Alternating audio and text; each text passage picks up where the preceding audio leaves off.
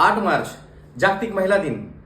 आज या महिला दिनानिमित्त प्रत्येक स्त्रीला, प्रत्येक मातेला, प्रत्येक भगिनीला, प्रत्येक मैत्रिणीला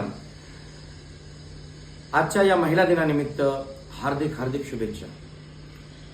मित्रांनो, स्त्री ही एक आई असते, एक बहीण असते, बायको असते, मैत्रीण असते, मुलगी असते, सखी असते, साथी असते। मित्रांनो, जर स्त्रीच नसेल तर जीवनाला अर्थच उरणार नाही। आपल्या आयुष्यात एक स्त्री अतिशय महत्त्वाचं स्थान निभावते। माझ्या आयुष्यात ज्या ज्या महिलांनी मला प्रत्यक्ष अप्रत्यक्ष स्वरूपात मदत केली त्या महिलांना आजच्या या जागतिक महिला दिनानिमित्त खूप खूप शुभेच्छा।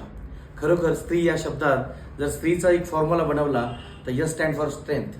भरभरून यांच्याकडे स्ट्रेंथ असते आणि शिवाय त्या स्ट्रॉंग पण असतात।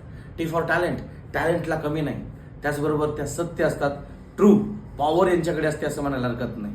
त्यांच्यापर्यंत एक गोष्ट सांगा, ती गोष्ट त्यांच्या मनात राहील असं नाही। अनेकांपर्यंत ती वेगवेगळ्या स्वरूपात जाईल, तो भाग वेगळा, परंतु ट्रू सत्य बोलणाऱ्या राहतात असं म्हणायला हरकत नाही। R for responsible.